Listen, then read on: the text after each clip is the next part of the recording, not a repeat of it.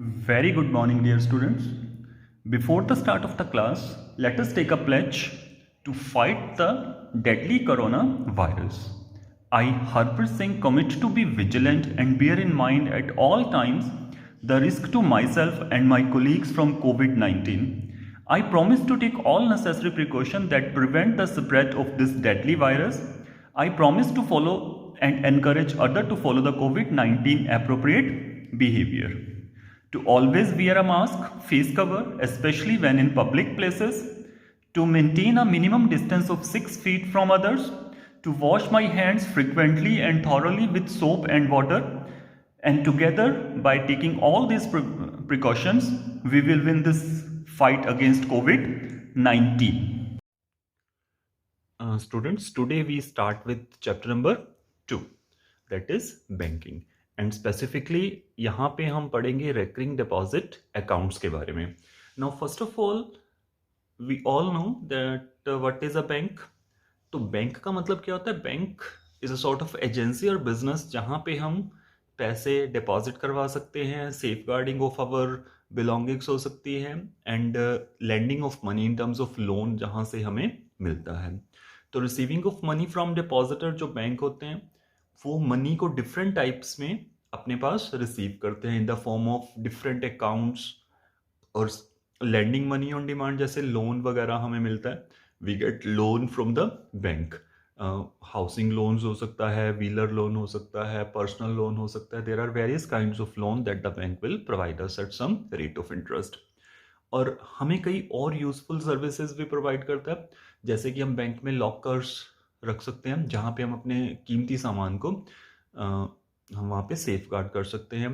And similarly bank provide some other type of services like income tax payment के लिए हम bank में जा सकते हैं. ठीक है ना. अब हमें एटीएम्स वगैरह मिलते हैं, हमें इंटरनेट बैंकिंग की फैसिलिटीज़ बैंक प्रोवाइड करता है, डेबिट कार्ड, क्रेडिट कार्ड्स, इस तरह से हमारे पास various facilities we can use that are given by the banks. Particularly यहाँ पे आज हमने जो पढ़ना है that is recurring deposit account. In bank there are various kind of accounts: saving account, fixed deposit account, current account and recurring deposit account. अब जो ये रेकरिंग डिपॉजिट अकाउंट है वो क्या है? रेकरिंग मतलब रीअकरिंग. रीअकरिंग का मतलब होता है कि कोई चीज जो बार बार रिपीट कर रही है. तो रेकरिंग डिपॉजिट अकाउंट में क्या होता है कि we will choose some amount. वो अमाउंट हमने per month, generally it is a multiple of 100, like 100 rupees, 200, 300, 400, 500, but there may be some other amounts also, but generally it is multiple of 10 और 100. Now उसके बाद हमने fix कर लिया कि हमने इसको कितने मंथ के लिए डिपॉजिट करवाना है. ठीक है. और उसके बाद जब हमने एज्यूम कर लिया कि सपोज हमने 2 ईयर्स दैट इज 24 मंथ्स के लिए, यहाँ पे हम जो टाइम यूज करते हैं that is always in months. तो उसके बाद बैंक जो है इंटरेस्ट कैलकुलेट करेगा, और फिर जब सारा हम पैसा डिपॉजिट करवा चुके होंगे तो मैच्योरिटी पे हमें कुछ अमाउंट विद इंटरेस्ट वापस मिलेगा. तो इसमें जो फॉर्मूला होता है हमारे पास for the calculation of interest, अगर सपोज कीजिए कि आपका sum deposit per month P है और नंबर ऑफ मंथ्स N है, रेट ऑफ इंटरेस्ट R है, तो जो इंटरेस्ट आएगा on the whole deposit it will be I. Symbol for interest is equal to P into N plus 1 over 2 into 12 into R over 100. And maturity value का मतलब होता है कि जो बिल्कुल एंड पे हमें अमाउंट मिलेगा विद इंटरेस्ट, तो वो होता है MV stands for maturity value and it is equal to total sum deposit plus interest. Now what is total sum deposit? हमने क्या करा था? हमने पर मंथ ₹P डिपॉजिट किए कितने मंथ्स के लिए? N मंथ्स के लिए.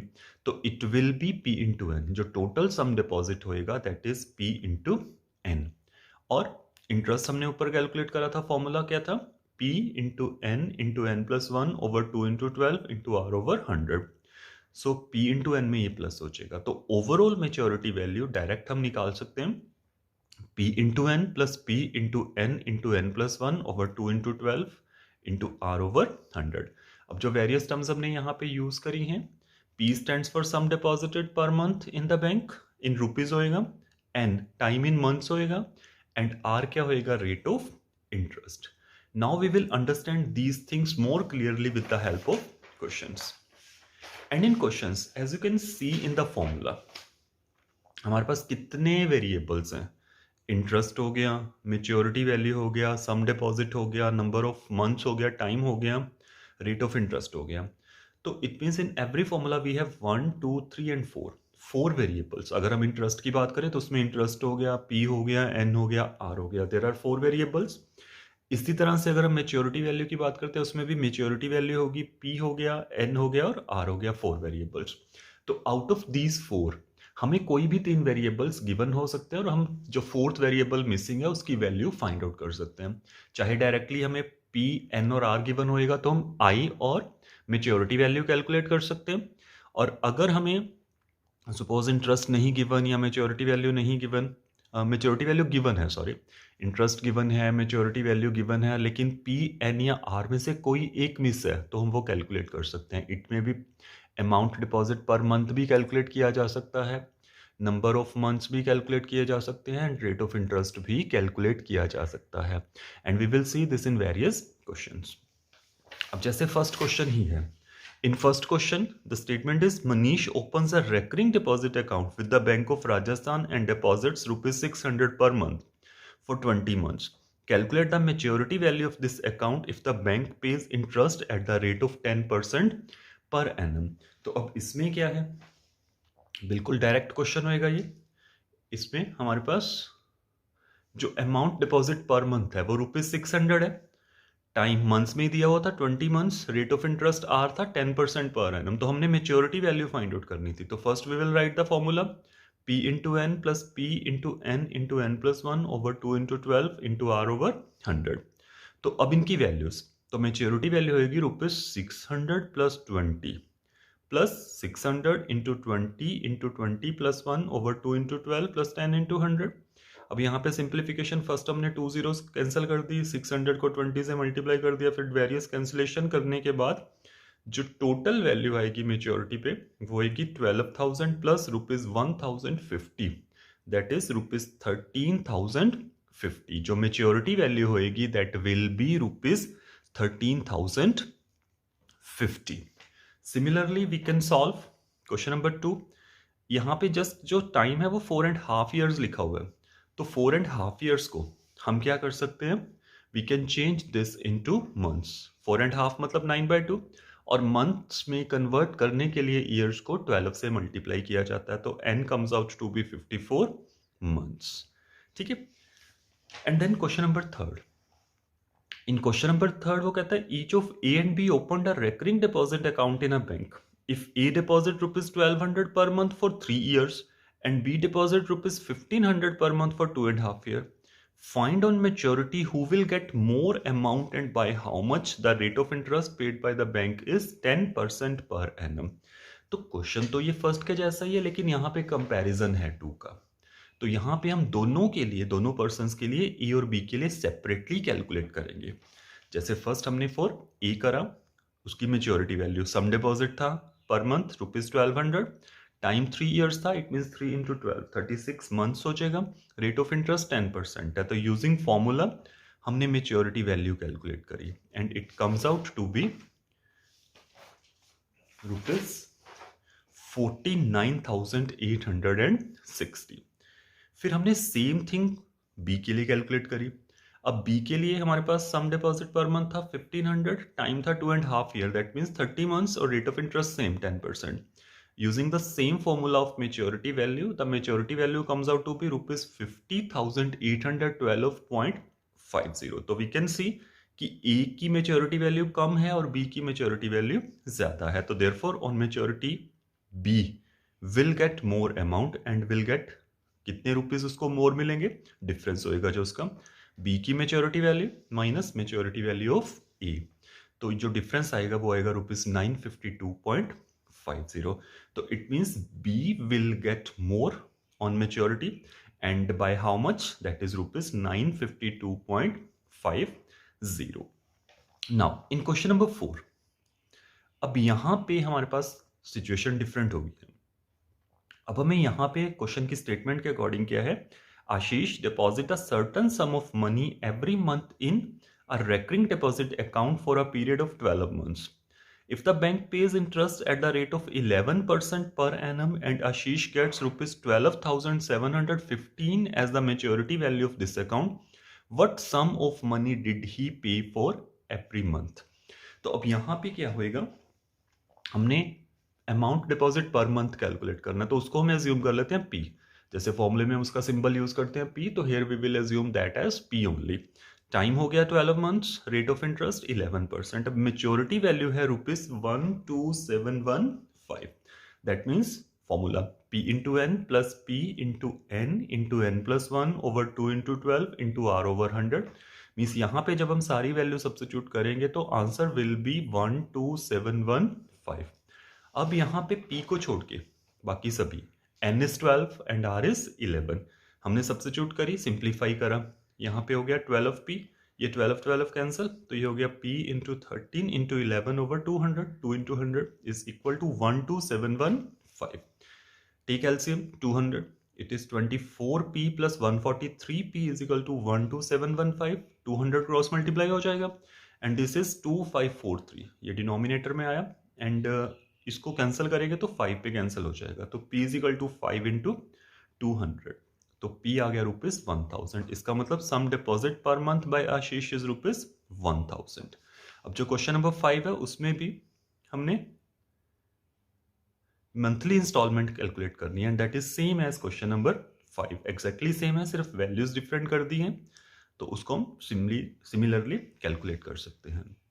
Now comes question number 6. There are two parts in question number 6 and in both the parts हमें rate of interest कैलकुलेट करना है। यहाँ पे हमें मंथली पता है कितना पे करना है डिपॉजिट, टाइम पता है, मेच्योरिटी वैल्यू पता है R, तो बिल्कुल वैसे ही होएगा। सम डिपॉजिट पर मंथ जैसे हम फर्स्ट पार्ट उठा रहे हैं ₹140 है, टाइम 4 years है दैट इज 48 months, हमने रेट ऑफ इंटरेस्ट को एज्यूम कर लिया R%, तो ये हमारे पास आया मेच्योरिटी वैल्यू ₹8092। फॉर्मूला अप्लाई करा, R को छोड़ दिया, P और N 140 और 48 रिस्पेक्टिवली सब्स्टिट्यूट करें, सिंप्लीफाई करा, तो ये हमारे पास आ जाएगा 140 इंटू 48 6720, तो इसको हमने शिफ्ट करा राइट हैंड साइड पे एंड राइट हैंड साइड पे शिफ्ट करने के बाद ये हमारे पास आया 1372 R over 10 is equal to 1372, तो R आ जाएगा 10, इट मीन्स जो रेट ऑफ इंटरेस्ट होएगा वो होगा 10% पर एनम। तो अगर आप देखें सेकंड पार्ट वो सेम है 6 के फर्स्ट पार्ट की तरह, रेट ऑफ इंटरेस्ट कैलकुलेट करना है। क्वेश्चन नंबर 7 की बात करें तो उसमें हमने मेच्योरिटी वैल्यू कैलकुलेट करनी है, that is same as question number 1। In question number 8 again we need to calculate the rate of interest, तो that is same as that of question number 6। फिर उसके बाद अब हमने देखो मेच्योरिटी वैल्यू भी कैलकुलेट करी, अगर इंटरेस्ट आ जाएगा तो वो भी कैलकुलेट कर सकते हैं यूजिंग फॉर्मूला, ठीक है ना, और हमने मंथली कितना हमने डिपॉजिट करवाया वो भी हम फाइंड आउट कर सकते हैं, we are given the required data, और हमने फाइंड आउट कर लिया रेट ऑफ इंटरेस्ट मंथली जो हमने पे करा। अब नेक्स्ट चीज़ हो सकती है कि टाइम, जो मंथ्स हैं कितने मंथ्स के लिए हम डिपॉजिट करेंगे वो भी हम कैलकुलेट कर सकते हैं, तो उसके लिए हम क्वेश्चन नंबर 9 पे जाते हैं। 9th में जो स्टेटमेंट है वो बोल रहा है कि a recurring deposit account of ₹1200 per month has a maturity value of ₹12,440, rate of interest 8% है and the interest is calculated at the end of every month. वो बोलता है find the time of this recurring deposit account. So for this हमारे पास जो data है उसमें है sum deposit per month is ₹1200, time हमने एज्यूम कर लिया n months, rate of interest है 8%, तो जो मेच्योरिटी वैल्यू है वो दे रखी है 12,440। जब हमने ये फॉर्मूला यूज करा उसमें वैल्यूज डाली तो n हमारे पास मिसिंग है, हमने n को एज इट इज सिंबल में ही छोड़ दिया। जब सिंप्लीफाई करेंगे तो ये हमारे पास क्वाड्रेटिक इक्वेशन का एक्सप्रेशन आया, n² + 301n - 3110 is equal to 0। अब ये क्वाड्रेटिक है and we know quadratic expression को हम फैक्टराइज कर सकते हैं, किस तरह से, by splitting middle term. If you remember कि जो स्केयर वाली टर्म का कोफिशिएंट और कांस्टेंट को मल्टीप्लाई करना है और मिडल टर्म इस तरह से स्प्लिट करनी है कि दो नंबर्स जिनका टोटल तो 301 होए लेकिन उनका प्रोडक्ट -3110 होगा। तो ऑन स्प्लिटिंग मिडल टर्म हमारे पास मिडल टर्म स्प्लिट हो जाएगी 311 माइनस 10। अगर हम 311 में से 10 माइनस करेंगे तो 301 ही आएगा। And then we combine first and second term and third and fourth term. Now take n common from first and second. It is n into n plus 311. और third and fourth term में से हमारे पास 10 common आएगा. Then it is minus 10 n plus 311. अब n plus 311 n plus 311 common तो n minus 10. अब यहाँ पे जो मेथड ऑफ फैक्टराइजेशन होता है क्वाड्रेटिक इक्वेशन का वो होता है कि अगर दो फैक्टर्स का प्रोडक्ट जीरो है तो one of them must be zero, होना ही पड़ेगा उसको, तभी प्रोडक्ट जीरो आएगा। तो it may be n plus 311 is equal to zero और n minus 10 is equal to zero. तो n हो गया माइनस 311 और n is equal to 10, but time है n, वो तो नेगेटिव नहीं हो सकता। तो इट मीन्स जो n होएगा वो 10 आएगा। तो नंबर ऑफ मंथ्स या जो टाइम है हमारे पास इस रेकरिंग डिपॉजिट का वो 10 मंथ्स हो गया। एंड सिमिलरली हम क्वेश्चन नंबर 10th कर सकते हैं। 11th क्वेश्चन की अगर हम बात करें, 10th question 11th question is like 6, but यहाँ पे उसने एक चीज़ और पूछ ली था, total interest earned by mister Gupta. बिल्कुल सेम चीज़ थी। तो टोटल इंटरेस्ट क्या हो जाता है, वो हो जाएगा कि जितना मेच्योरिटी वैल्यू है उसमें से अगर हम उसने जितना सम डिपॉजिट करा है वो माइनस कर दें। लाइक दिस यू कैन सी कि सम डिपॉजिट पर मंथ था 2500 रुपया, 2500, टाइम था 2 years, that is 24 month. Rate of interest find out करना है R%। मेच्योरिटी वैल्यू थी 67500, but we need interest. Interest होता है total sum deposit plus interest. अब इंटरेस्ट आ जाएगा, जो मेच्योरिटी वैल्यू है उसमें से माइनस कर दिया total sum deposit, that is 7500। And यहाँ पे हम रेट ऑफ इंटरेस्ट निकालने के लिए डायरेक्ट इंटरेस्ट का फॉर्मूला अप्लाई कर देंगे, that is P into n plus 1 over 2 into 12 into R over 100। Otherwise हम डायरेक्ट मेच्योरिटी वैल्यू से भी कर सकते थे, बट यहाँ पे स्पेसिफिकली उसने हमें टोटल इंटरेस्ट भी पूछा हुआ था। तो इट मीन्स हमें इंटरेस्ट कैलकुलेट करना पड़ेगा, और इंटरेस्ट के बाद हमारी मर्जी है, we can take any option. Interest के फॉर्मूला से भी कर सकते हैं और मेच्योरिटी वैल्यू से भी कर सकते हैं, बट इंटरेस्ट अब यहाँ पे इजी हो जाएगा ना, उसमें 2 टर्म्स एक्स्ट्रा होती हैं। तो ये इजी होने की वजह से हमने यहाँ पे इंटरेस्ट वाला फॉर्मूला अप्लाई कर दिया और आर के लिए सॉल्व कर दिया, and r comes out to be 12%. So hopefully all the questions are clear to you, and the concept of recurring deposit and its interest and maturity value is clear to all of you. And thank you very much for watching this AV.